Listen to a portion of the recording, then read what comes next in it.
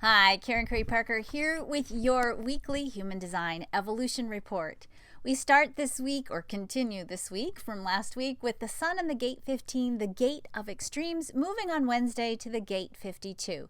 The Earth starts in the Gate 10, the Gate of Blaming or Empowerment or Self-Love, depending on your perspective, moving to the Gate 58, the Gate of Joy on Wednesday. This little respite we get from Wednesday until next week when Mercury begins to go retrograde is going to be a much needed breathe and breath pause in the intensity of what we've been seeing playing out over the last couple of weeks. So let's talk a little bit about where we are so that we can get grounded in what we need to do to sustain ourselves through the rest of this week and move into this beautiful pause for recalibration coming at us over the course of the end of the week and the weekend. So we've been in a cycle that's been pretty intensely transformative, deeply emotional, and very intense. You've probably noticed. It's a cycle that, married with other elements in the longer term transits, has been potentially for many of you somewhat destabilizing. The energy of this transformation has been all about teaching us to reconnect back with our own inner truth, our own inner sense of what our own direction is, and supporting us in concretizing the language and the stories we need to be telling to support the direction in which we seek to be taking our lives. But it is, as I said, or it has been, a very emotional energy. It is the energy of learning to calibrate your emotional frequency in order for it to match what you're seeking to create in your life. We're in a flux as human beings, and the way in which we create is changing.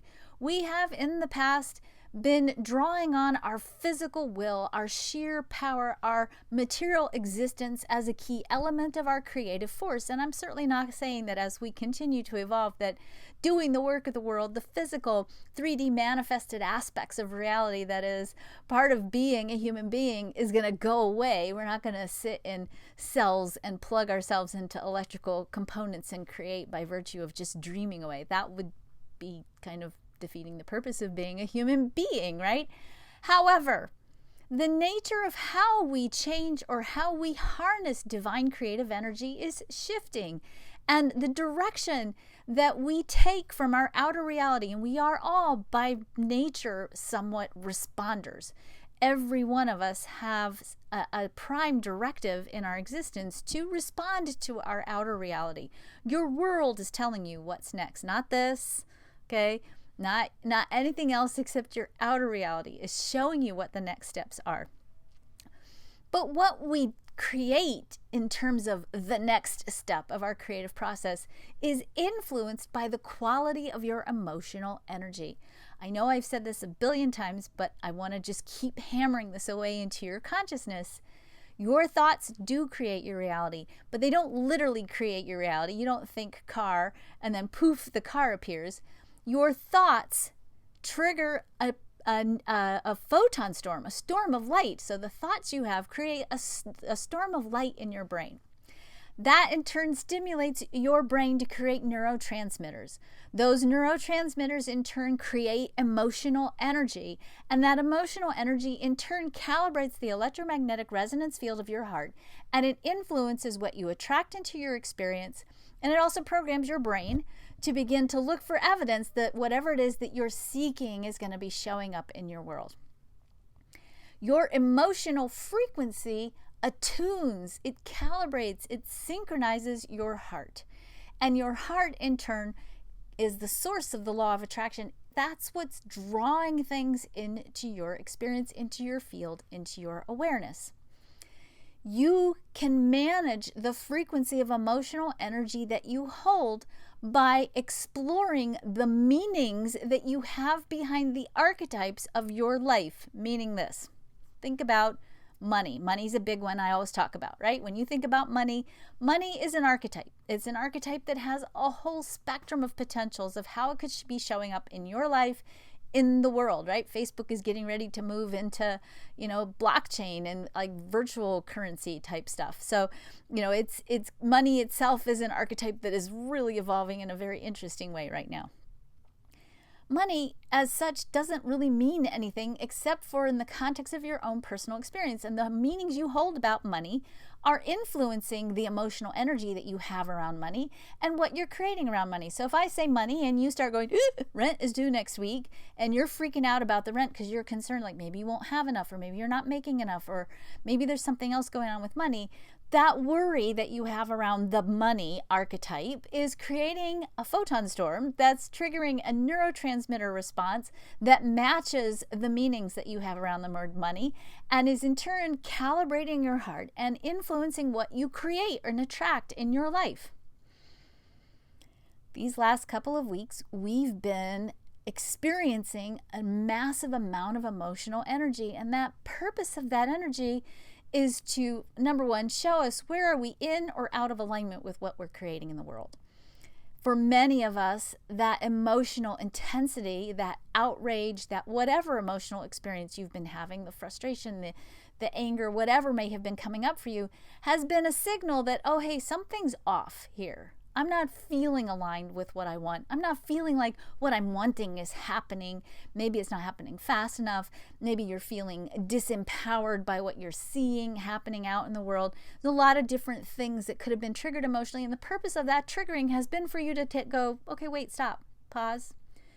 We are looking at our reaction to what's going on, and we have the opportunity from that emotional reaction to either continue to react, or because we are evolving into these very powerful creative beings that are learning how to use the power of our emotional energy to deliberately craft and steer and manage the divine flow of inspiration in the direction in which we intend, we can either react or we can stop.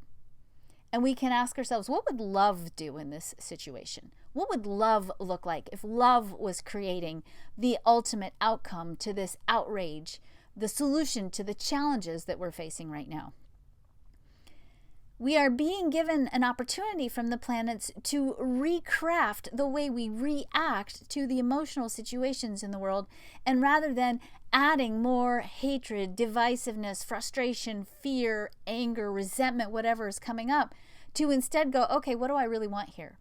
These emotional reactions are encouraging us to ask and reevaluate, what do we want?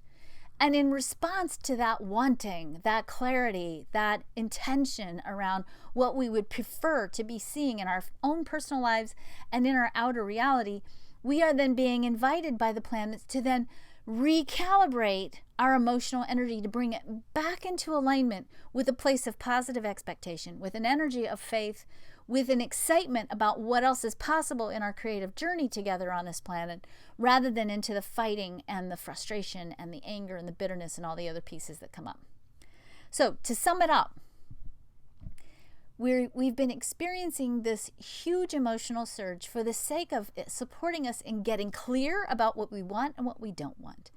This same emotional energy is an invitation for us from the planets to really consider deeply what it is that we are wanting, and exploring how we can create emotional alignment with that intention so that we can continue to calibrate our hearts, our personal hearts and our collective heart, to begin to draw into our personal and our collective experiences the things we really want to be seeing in our lives. Now, we're in the middle because of where we are with Uranus. Uranus is in Taurus. We're in this giant transformational cycle. There's a lot of transformational energy going on in the next few years, and have been. We're in the middle of really recrafting much of our collective agreements. So these energies are encouraging us to not only explore how do we want to change and shift our own personal realities, they're pushing us and moving us towards an evolutionary expansion that is inviting us to take down the collective structures that no longer serve the concept of love, equity, sustainability, unity, peace. We are moving towards crafting a world of equitable, sustainable peace. Like it or not, it's inevitable. It's coming. We have a choice about how we're going to get there. We're going to go fighting, kicking, and screaming, and fighting each other and being divisive in our approach to our creativity, or we can go from a place of alignment, from a place of clarity, where we are deliberately, as alchemists of our own reality, managing, guiding, directing the creative flow that is divine wisdom, that is divine inspiration, that is, I believe, the nature of the cosmic plan, and with great consciousness and great deliberation, anchoring in the template of a brand new world. That's kind of what we've been doing the last couple weeks. So it's been pretty intense, yeah? So we get a little bit of a pause on Wednesday, Sun moving into the gate 52. This is stillness. This is an energy that is very potentially peaceful, that invites us to take a step back and look at the bigger picture and not get too lost in the nitty-gritty details of the day-to-day fluctuations of the emotional energy. The Earth is in the gate 58, the gate of joy. So we have a little 6-day cycle starting on Wednesday where we can pause and take a breath, sit down, meditate, connect with our joy. The nature of our life is actually intended to be joyful. And when we can harness the power of that joy, we become masterful over what it is that we're creating. So be prepared. The end of the week, the weekend, lovely, lovely energy, nice pause, moving us into this next cycle. Actually, I said next week. I misspoke. It's not next week. July the 7th. That's in 2 weeks. Moving us into slowly a Mercury retrograde cycle in July.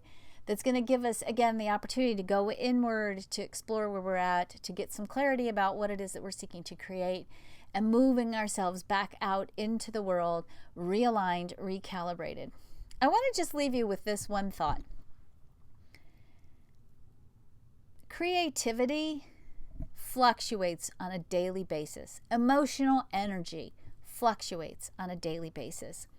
When you get so locked down into looking at the day-to-day or even the hour-by-hour fluctuations in emotional energy, and you put your focus, particularly your freak-out focus, on, oh my God, my emotions are really off and I'm uncreating everything. I want you to remember that the power of your emotional creativity is not in the fluctuations and the swings, because those are going to always happen. It's in the power of the baseline of your frequency, that midpoint that you're able to stabilize and sustain and maybe even elevate with conscious, consistent, habitual practices of keeping yourself into a high emotional frequency of energy. Don't freak out about the day-to-day fluctuations. Don't freak out about the weekly fluctuations. Do what you can on a habitual daily basis. Your habits are rituals.